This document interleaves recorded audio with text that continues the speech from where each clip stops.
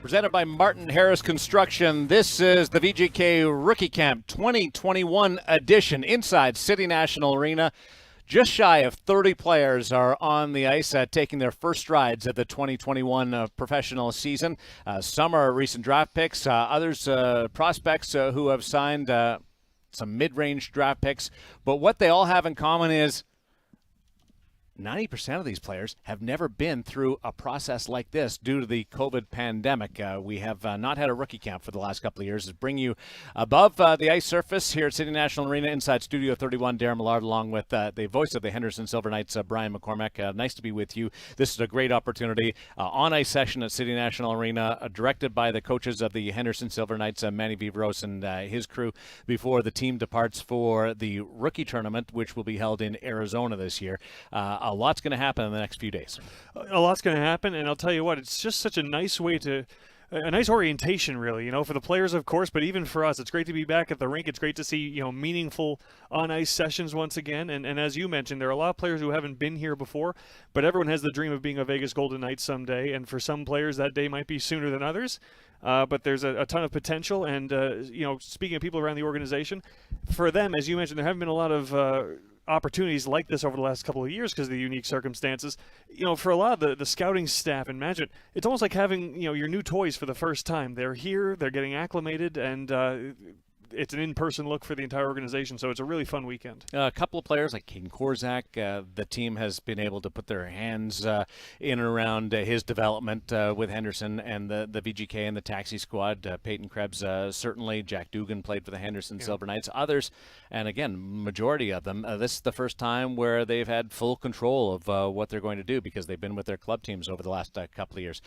So we'll get into some of the names that we're going to be watching with great anticipation. Also want to talk to you. This is our first time to speak to the VGK fan base worldwide. So check in with us wherever you're watching, wherever you're tuning in today on Twitter, Twitch, YouTube, and Facebook as you get your toe in the water for this 2021 VGK Rookie Camp presented by Martin Harris Construction. Also going to talk about FanFest, which is going to take place later on today, 5:30 to 7 over at the Las Vegas Entertainment Center, downtown Entertainment Center, at the D.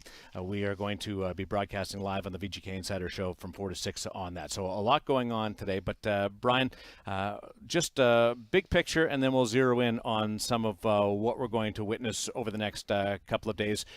On-ice session today and then to Arizona. You'll be broadcasting those games. Give us an idea of where we can tune in and what we're going to see. Sure. Well, games on Friday and on Monday are going to be aired on Fox Sports Las Vegas. All games are going to be streamed on the Vegas Golden Knights social channels, so you'll be able to watch all three on the stream. For terrestrial radio, you'll be able to get them on Friday night and on Monday morning on Fox Sports Las Vegas.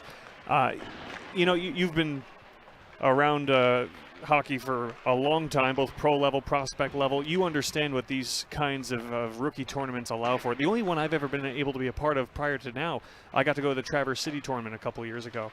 And what's interesting is that it's almost a laid-back atmosphere. It's business, it's serious, the kids are here to perform, but it's an atmosphere that almost allows them to get their legs going again. Yeah. This could be the first game action for everybody since last spring.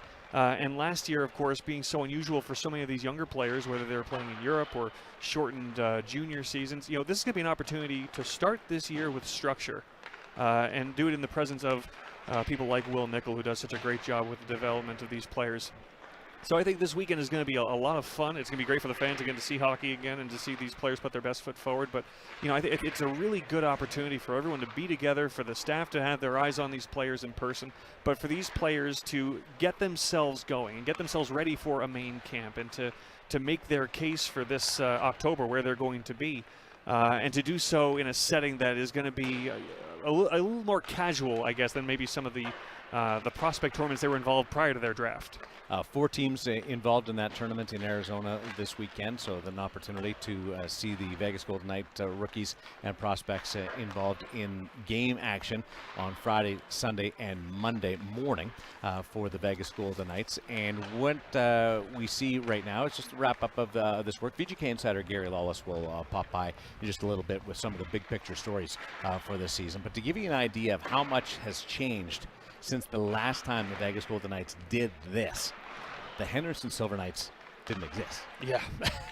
And the Henderson Silver Knights coaching staff running this, players that had full years, partial years of the Henderson Silver Knights are out in the ice complementing this group. So it's been a lot of groundwork and building to get to the point that we're at now, because it was a much different scenario in 2019. I had a chance to talk to Bob Lowe's yesterday, and just what this weekend meant for them, and what a little bit of what to expect. And he said this might be a more important rookie camp than in years past, because it's been a couple of years. There are players who have been in the organization for a little bit who are going through their first experience. The 2020 draft class didn't get to do this. Yeah, so you've got a almost like a larger group of green talent in terms of just, again, being in this atmosphere.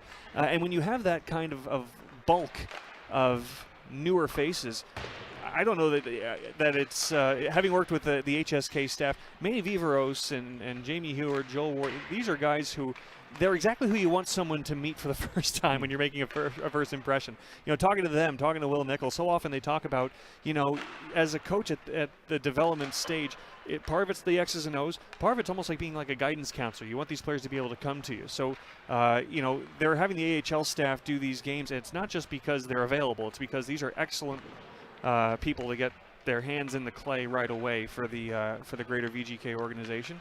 Got a good look at Carl Lindblom. The goaltenders for this rookie tournament for the VGK will be Lindblom, Yuri Patera, and Jesper Vikman, who was a draft pick in 20, who, again, seeing for the first time outside of video from his club team. Yeah, and I think one of the interesting things is I look at almost like 3 tiers of players on this roster. You have the guys who we got a really good sense of last year, either with the VGK or at the HSK level. Example of that would be, well, Peyton Krebs, who had a great season at every level he played at.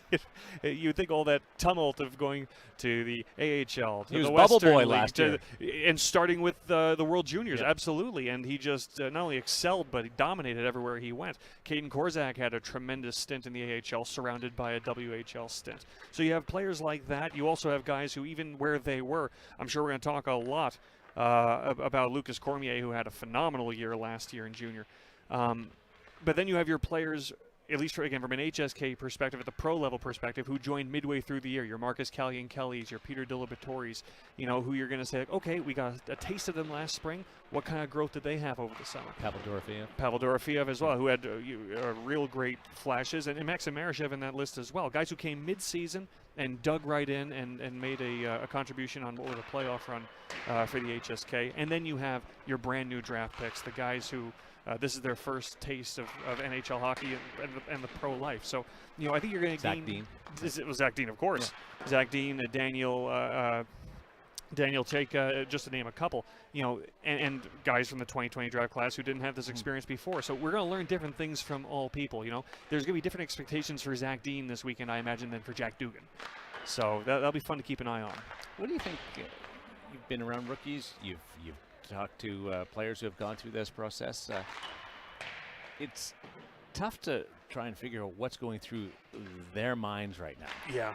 Their heads must be just spinning after what they've endured for the last couple of years, and knowing that this was a possibility, especially for the players 2019 or 2020 draft, to finally get back in this group or here for the first time. I think that's another reason why a weekend like this is so important. Right. When your first taste walking through the door, heck, happens to me, and you walk through the hallway and you see Mark Stone and Alex Pietrangelo walk by, and you wouldn't blame, no matter how talented an 18 or 19-year-old kid is, you wouldn't blame them if their first time was like, oof, what am I doing here? Yeah. This is a setting to get in the building, get in the locker room, deal with, you know, management, the staff, be on the ice, and feel really comfortable in your own skin, to know that you're playing against peers, and to put your best foot forward. So, you know, I think for some of these kids, there's probably a little bit of a head spinning when you first walk through the door, but they did their initial work yesterday. They're on the ice today, and Tim Speltz is the new GM of the Silver Knights. I met him this past week, and I saw him in the hallway yesterday. He says,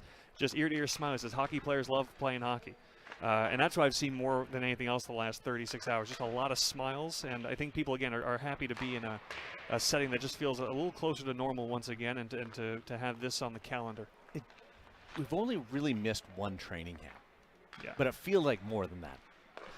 It does. It feels like more than that. I think also just looking at all these, especially the draft class that just came in, how all of them, how their seasons were so different. Right. If you look at some of the fellows, the European crop, Jakob Demek and Jakob Brabenek, like those are guys who played with a few different teams last year in a few different leagues in Europe, just trying to find the right foothold. And then, of course, depending on where you were in junior, you had all different kinds of lengths of season, whether you were in the Western Hockey League or the Quebec Major League or, of course, the OHL. There's not much to speak of at all. So, if it feels like there's been so much more tumult, and I think it's because of the season we all went through.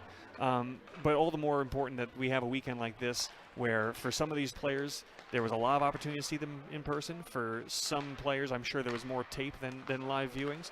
It's important to have everyone on the ice at the same time and to get game action this week again. So they're going to play Friday night. They're going to play against the Arizona Coyotes. That's going to be at Gila River Arena, and then they're going to play on Sunday against the San Jose Sharks. That'll be a 2 p.m. start.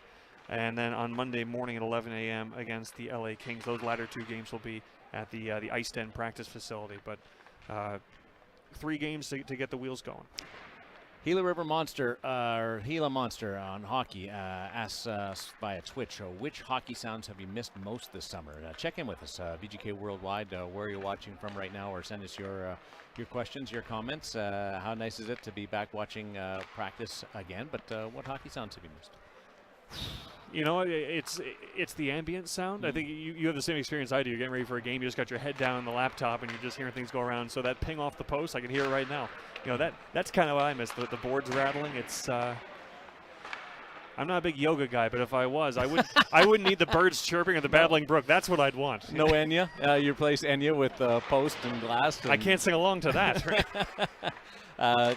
Thank you from Gila Monster for sending that in. Peyton Krebs, he's almost like the veteran guy. But he's also soaks in so much. He is the proverbial sponge out there. And again, I think it's so indicative. There's the willingness to learn, the fact that he takes the lead. He's not going to wait for you to come and teach him. He's going to go to you and ask questions. But there's also just been that comfort level, a maturity. Again, anyone who bounced around as much as he did last year between Winnipeg, Henderson, Vegas, and it all started with the initial bubble of the World Juniors. You wouldn't blame a kid his age, like, okay, maybe he's got to take a couple of weeks to get his feet underneath him. Never. He was arguably one of the best players on the ice in Henderson, certainly a power play fixture in the 5 games that he got. It felt like a bigger dose than that. And then he went and won Player of the Year in the Western Hockey League in Winnipeg. So he's been tremendous. And again, we talk about guys to be excited about at this camp. You look at Peyton Krebs, you're thinking playmaker, vision, hockey IQ. Talking to Bob Lowe's, I know those are the things they're excited about with Zach Dean, that hockey IQ, that the fact that he's on the puck all the time. When he's on the ice, he doesn't have a lot of shifts where he's away from the puck for 45 seconds and hops off. He's always involved. He's always on the puck. And that's why I'm excited to see for Zach Dean this weekend is the playmaking ability and how quickly he can get himself acclimated. Give me a couple of just thoughts on Lucas Cormier. It's playmaking defenseman, someone who moves the puck well, skates really well, and also a guy that a lot of what we've seen from him, myself at least, from a distance. So, let's see what he can do with that up-tempo game, that upscale game. And, if you look at the way the VGK plays from the blue line, they're not afraid to let you dive in if you got the talent to do so and to engage in the offense. So, I'm curious. I have to imagine. Oh, this is guessing, but I'd be surprised. I would imagine if there's playoff power play time this weekend, we're going to see some Lucas Cormier as a quarterback on the power play. But that's what I'd like to see is what he does in space and his ability to get pucks through, and that's something that again, it was just a dramatic escalation in production that he had last year in junior. He is the voice of the Henderson Silver Knights. Brian McCormick, I know you've got some duties to take care of. Have a great call this weekend in Arizona with those games against the Coyotes, the Sharks, and the LA Kings. And looking forward to getting caught up to date on your assessment of what you watch in those 3 games. Appreciate it. I'm ready to learn a whole lot over the next few days. It's going to be a lot of fun. Thank you, Darren. We'll send you out to the rink and let you take in some of the final moments of this practice as the coaching staff spend some one-on-one time with some of the rookies and some of the players that are expected to challenge for a spot at main camp and beyond, including Peyton Krebs. And we'll return with VGK insider Gary Laws. We continue in this live stream presented by Martin Harris Construction. It's the VGK 2021 Rookie Camp.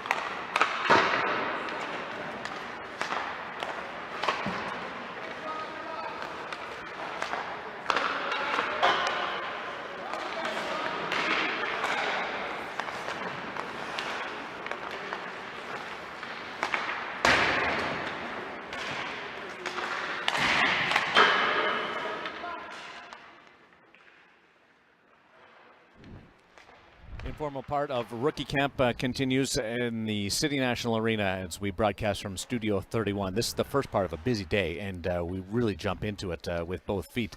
The Rookie Camp this weekend, and we also have Fan Fest this afternoon into this evening over at the downtown Las Vegas Event Center, the D Las Vegas presenting that 5:30 to 7. You can get in the queue, and the first 500 fans will receive a free hat as well. So 5:30 to 7, players will be on hand, broadcasters, the Vivas will be there, Chance will be around, so we're looking forward to it. Also broadcasting live the VGK Insider Show from 4 until 6. We bring in the VGK Insider, Gary Lawless, who joins us inside Studio 31. How are you going to do that? How are you going to do VGK Insider Show, and then whatever you have to do as part of FanFest, and be in that lineup with the first 500 to get a free hat? Because I know you're not letting a free hat go by.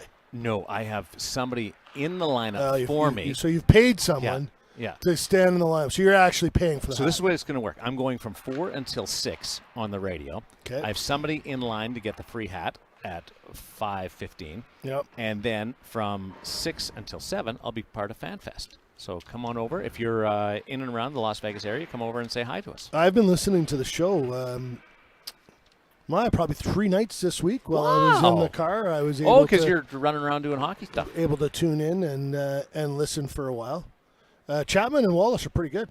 They make sure that the show stays on the rails, and it's my No, they job- It's my job to They try. to stir things up. Hey, you've been around for this now, your 5th VGK training camp and Yep. rookie camp. I was thinking about this today.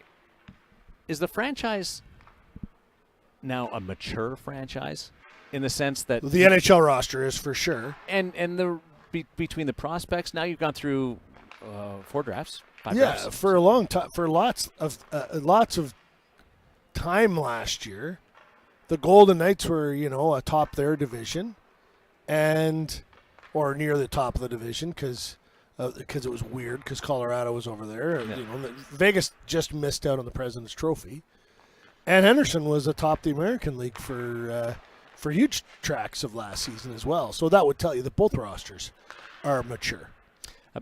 First couple of years, you have to stock a lot of your minor league team with free agent acquisitions or people that you've acquired through trade. Yep. Now you're to the point where there's a lot of draft picks on this list now who complement the other players that you've managed to acquire.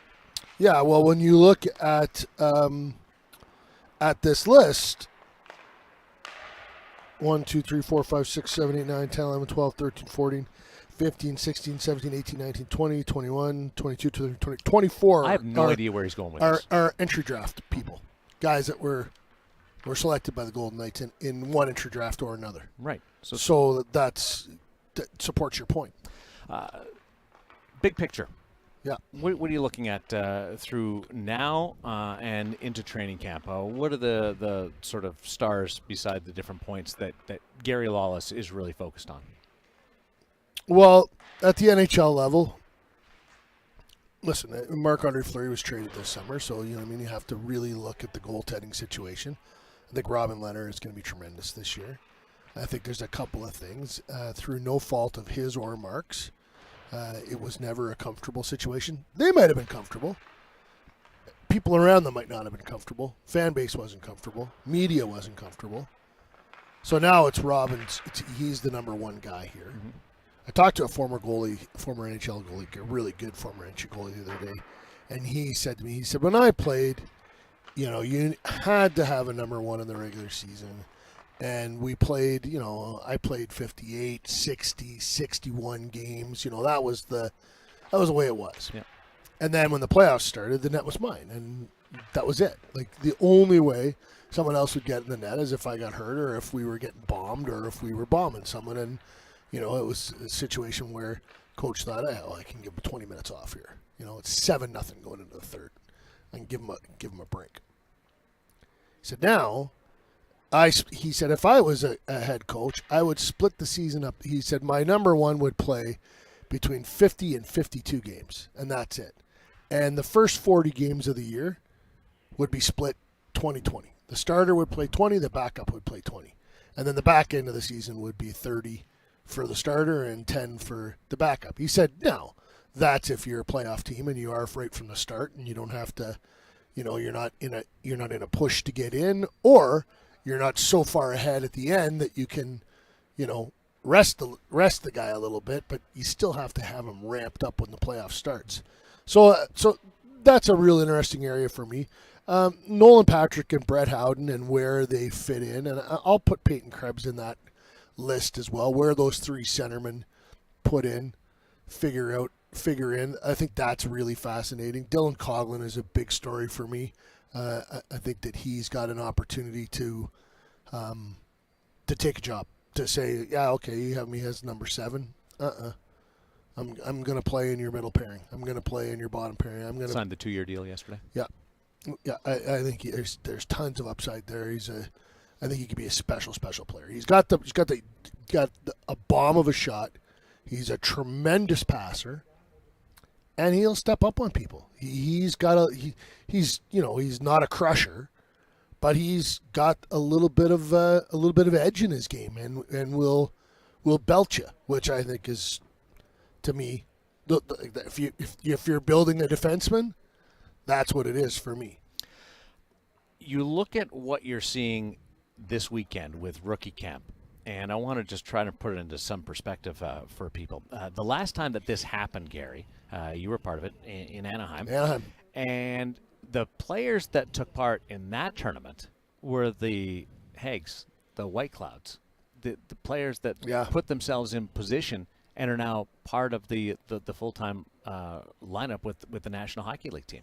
Well, I watched a skate the other day, a captain skate the other day, and Nick Waugh, Keegan Colasar, I'll throw Coughlin into that group,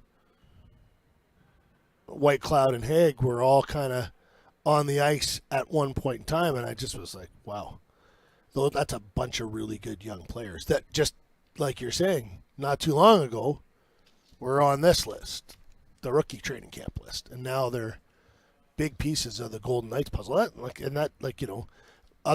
other storyline for me is, like, we know what Max Pacioretty and Mark Stone and Alex Pietrangelo are going to do. What are those guys going to do? What is Keegan Colasar going to do? Now that he's played in the NHL a little while and he's a couple of things that he's done already, like, his confidence has got to be in a place where he's like, okay, am I a fourth liner, or am I going to do some stuff? Am I gonna force DeBoer to put me on the penalty kill?